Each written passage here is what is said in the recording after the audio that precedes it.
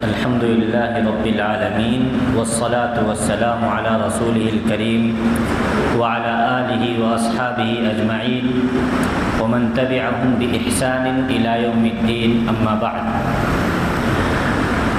ابھی حافظ شاہ نواز صاحب نے توحید کے تعلق سے بہترین اور جامع ترین گفتگو کی ہے، اور یقیناً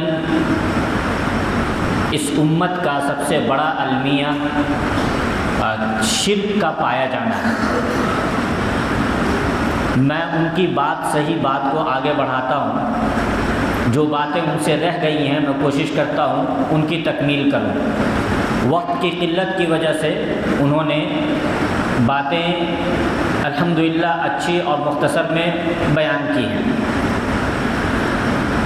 نبی اکرم صلی اللہ علیہ وسلم کی بعثت ایک ایسے ماحول میں ہوئی اور ایسے لوگوں کے درمیان میں ہوئی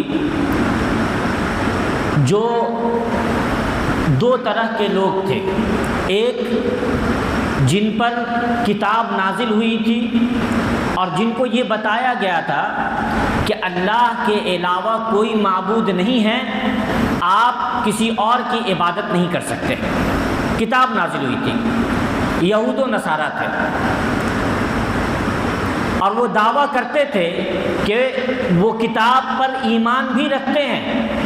یہ بھی دعویٰ کرتے تھے کہ جو انبیاء یعنی جو نبی ان کے پاس آئے ان کو مانتے ہیں۔ یہ سب ان کا دعویٰ تھا۔ دوسری ایک ایسی جماعت تھی جو کسی کتاب کو نہیں مانتی تھی، کسی رسول کو نہیں مانتی تھی، اور انہوں نے اپنا ایک بت بنا لیا تھا۔ اس بت سے وہ سب کچھ مانگتے تھے اور اس کے سامنے چڑھاوا چڑھاتے تھے، سجدہ کرتے تھے، رکوع کرتے تھے۔ یہ دو طرح کی قوم تھی۔ نبی اکرم صلی اللہ علیہ وسلم کو بھیجا گیا دونوں کی طرف۔ آپ صلی اللہ علیہ وسلم بالخصوص جس قوم میں آئے وہ مشرکین یعنی ایسی قوم جو بت بنا کر کے اس کے سامنے عبادت کیا کرتی تھی اور ان سے حاجتیں مانگا کرتی تھی، ان کے درمیان بھیجا۔ اب تصور کریں انسان کی عقل کتنی فاسد ہو جاتی ہے جب وہ شرک کرتا ہے۔ تو فرماتے ہیں ابو عثمان النہدی تابعی ہیں، کہتے ہیں کہ ہم لوگ جب شرک کے زمانے میں تھے تو کسی سفر پہ ہم نکلتے تھے، کہتے ہیں ایک مرتبہ ایک سفر پہ نکلتے تھے تو بت اپنا ساتھ لے کر کے نکلتے تھے، معبود کو یہ اٹھائے پھر رہے ہیں۔ عقل دیکھیے، عقل کہاں۔ کہتے ہیں ایک سفر میں ایسا ہوا کہ ہمارا معبود گم ہو گیا۔ یعنی معبود کیسا ہے کہ معبود گم ہو جا رہا ہے۔ کہتے ہیں ہم بڑے پریشان ہوئے کہ سب تلاش میں لگ گئے معبود کی کہ کہاں پر گم ہو گیا ہے۔ تو تلاش کیا، نہیں ملا۔ ایک خوبصورت سا دوسرا پتھر مل گیا تو ایک نے آواز لگایا کہ ہم نے اپنے معبود کو پا لیا، یعنی اس کو نہیں پایا لیکن اس جیسا ایک دوسرا پا لیا۔ تو کہتے ہیں ہم نے اپنا ایک معبود پا لیا، آ جاؤ۔ سبحان اللہ، معبود گم ہو جا رہا ہے، معبود کو یہ تلاش کر رہے ہیں۔ فاسد کتنی عقل ہو چکی تھی۔ اس سے اندازہ لگائیں کہ شرک انسان کو کتنی ضلالت میں پہنچا دیتا ہے، اور اس سے اندازہ لگائیں کہ توحید انسان کو کتنا ذہین اور کتنا عقل مند بناتا ہے۔ دنیا کی سب سے بڑی ذہانت اور سب سے عظیم خوبی عقل مندی یہ ہے کہ اللہ رب العالمین کے ایک ہونے کو ایک مان لیا جائے۔ کیا یہ بھی عقل مندی ہوگی کہ کوئی آدمی اپنے باپ کے بارے میں یہ کہے کہ نہیں یہ بھی میرا باپ ہے اور یہ بھی میرا باپ ہے، جب وہ چیز، وہ ذات جو ہمارے وجود میں سبب ہے اس کو ہم دو نہیں مان سکتے، تو جو اصل ہے جس نے ہمیں پیدا کیا ہے اس کو ہم دو کیسے مان سکتے ہیں؟ اگر کوئی ایسا کہتا ہے تو لوگ کہیں گے بیوقوف ہے، پاگل ہو گیا ہے، 2 باپ کیسے ہو سکتا ہے؟ تو یہ کیسی عقل مندی ہے کہ آپ دنیا کا 2 خدا کہہ رہے ہیں، یعنی 2 معبود کہہ رہے ہیں؟ اعوذ باللہ۔ دیکھیے فساد کتنا بڑا ہے عقل کا۔ دوران گفتگو حافظ صاحب نے ایک اثر پیش کیا، طارق ابن شہاب سے وہ اثر مروی ہے اور وہ مرسل صحیح ہے۔ مرسل ہے یعنی تابعی کی بات ہے، لیکن وہ سند صحیح ہے، ثابت ہے۔ اس میں جو 2 آدمی نے پیش کیا تھا، 2 آدمی جو گزر رہے تھے، ان میں سے ایک نے پیش کر دیا اور ایک نے کہا کہ نہیں میں نہیں پیش کروں گا۔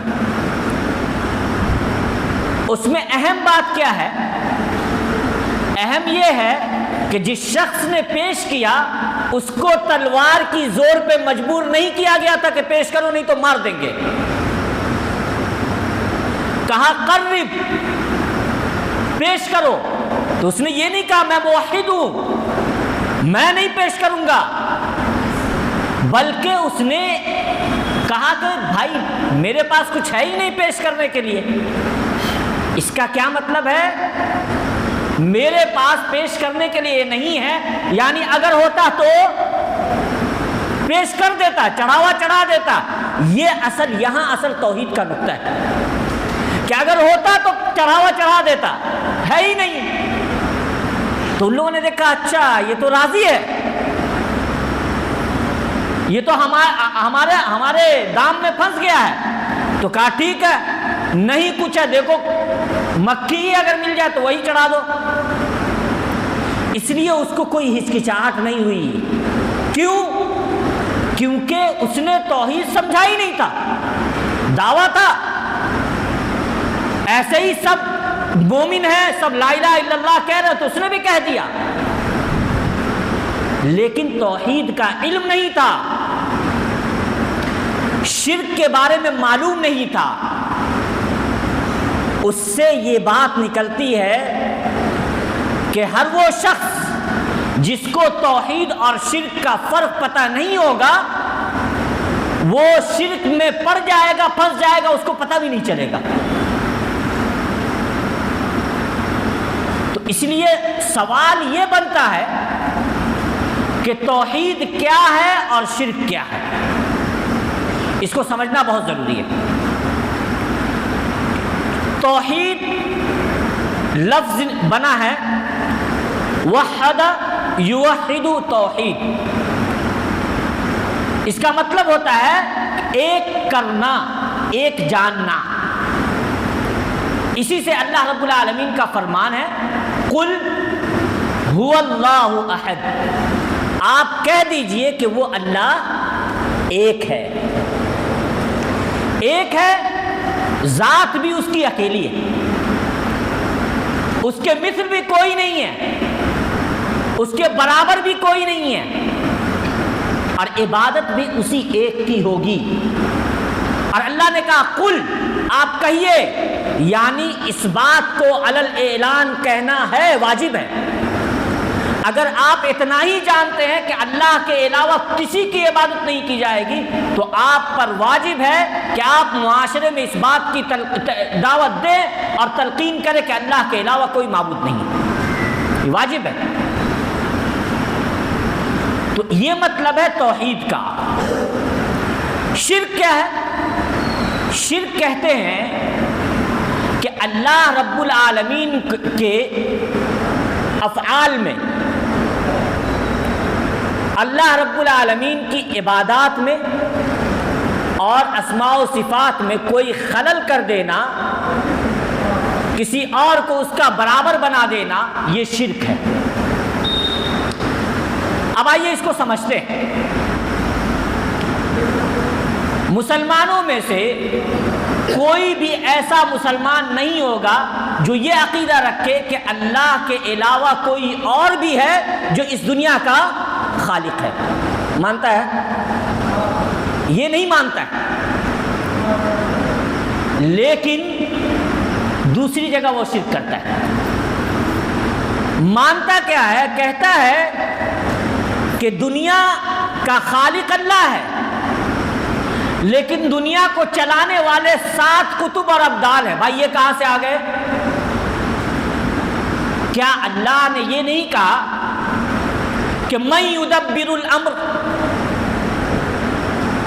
تمام معاملات کی تدبیر کون کرتا ہے، چلاتا کون ہے؟ اللہ نے یہ سوال مشرکوں سے کرنے کے لیے کہا اور پھر اللہ نے خود ہی جواب دیا، اور اللہ رب العالمین کا قول حق ہے. کہا کہ فَسَيَقُولُونَ اللَّهُ، یہ کہیں گے کہ اللہ ہی ہے جو پوری دنیا کو چلاتا ہے، پوری کائنات کو چلاتا ہے. اللہ نے یہ کہا کہ یہ مشرکین بھی یہ مانتے ہیں. لیکن مسلمانوں میں ایک جماعت ایسی پائی گئی، آپ کتابیں اٹھا کر کے دیکھ لیں، میں نام نہیں لینا چاہتا ہوں، بعد میں پوچھیے گا تو نام لے لیں گے، لیکن مناسب نہیں سمجھتا ہوں کہ نام لوں، لیکن میں ان کے عقائد بتا دیتا ہوں. کہتے ہیں کہ دنیا کو 7 ابدال مل کر کے سنبھالے ہوئے ہیں.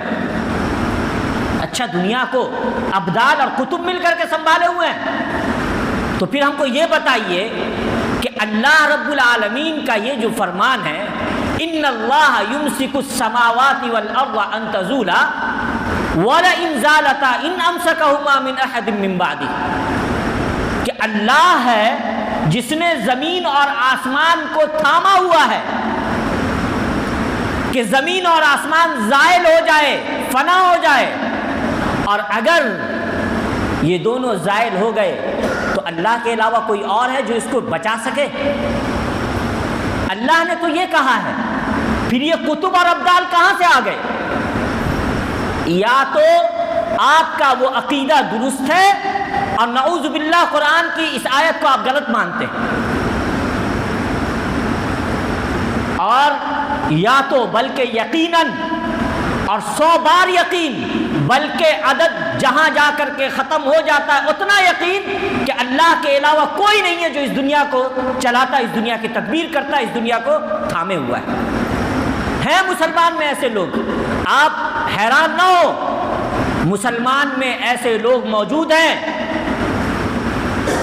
بعضوں نے تو یہ کہا، اب دیکھیے ہم اگر آپ سے سوال کریں گے، ہم نے کہا نا کہ اس کو سمجھیے کہ توحید اور شرک کیا، یہ علم ہونا چاہیے، ورنہ اس بندے کی طرف پھنس جائیں گے. اس کو لگا کہ بھائی کچھ نہیں ہے، کہا ایک تو مکھی ماریں گے، چڑھا دیں گے، چلے جائیں گے.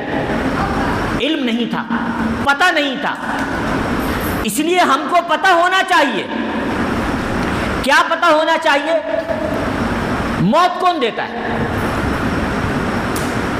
کون ہے جو مخلوقات کو مارنے پر قادر ہے؟ اللہ کے علاوہ کوئی ہے؟ لیکن ان ظالموں نے یہ عقیدہ لکھا. آپ کتاب جا کر کے پڑھیں، اور جو لوگ ان لوگوں کے ساتھ نکلتے ہیں وہ جانتے ہیں کہ ان کی کتابوں میں یہ بات موجود ہے کہ ایک پیر صاحب کو موت آئی، یا پیر صاحب کے مرید کو موت آئی، لے کر کے جا رہے تھے روح، تو فرشتے کو مارا اور روح کو واپس لے آئے.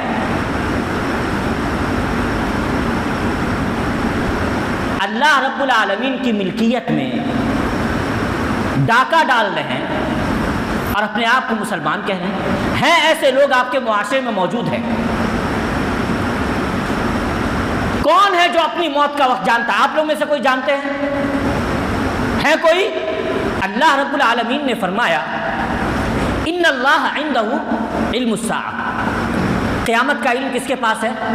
اللہ کے پاس ہے. بارش کب نازل ہوگی کون جانتا ہے؟ اللہ جانتا ہے.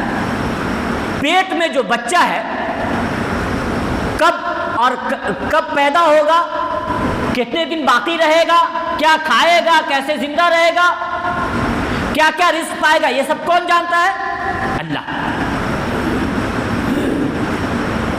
اور یہ کہ کون کب اور کہاں مرے گا یہ کون جانتا ہے؟ آپ دیکھیے اسی کتاب میں، جس کتاب سے میں نے ابھی کہا ہے، نام نہیں لوں گا، اسی کتاب میں ہے کہ ایک پیر صاحب کہہ رہے ہیں اپنے مرید کو کہ کل ظہر کے وقت فلاں جگہ پہ میری موت ہو جائے گی۔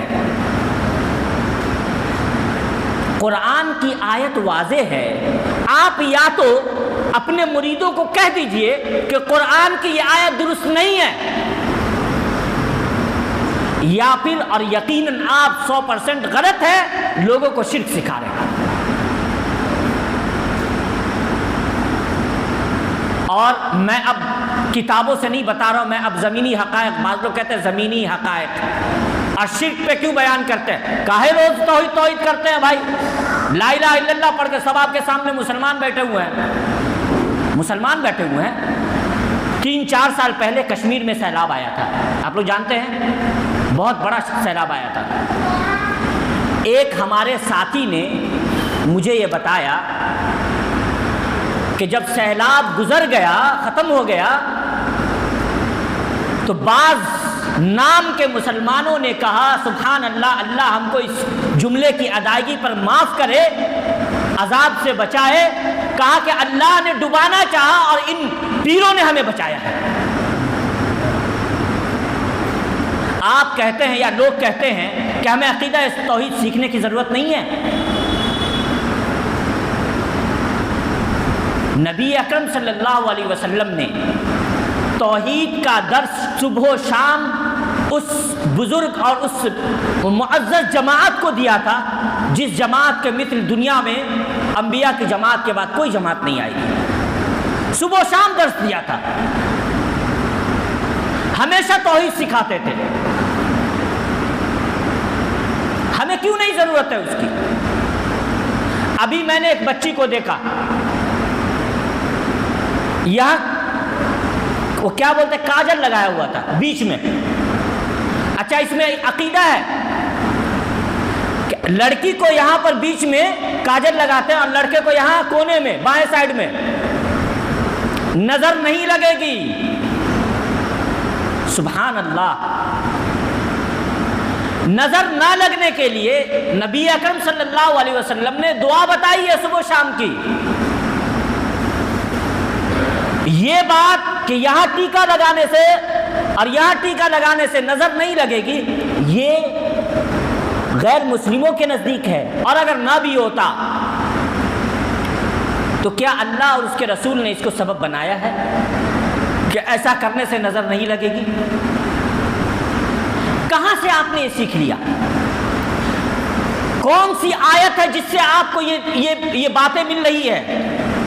کون سی حدیث ہے جس میں اس طرح کا ٹیکا لگانے کی بات آئی ہے؟ آپ کے معاشرے کا یہ شرک ہے۔ کیا ہم کو توحید سیکھنے کی ضرورت نہیں ہے؟ کیا ہم کو شرک کے بارے میں جاننے کی ضرورت نہیں ہے؟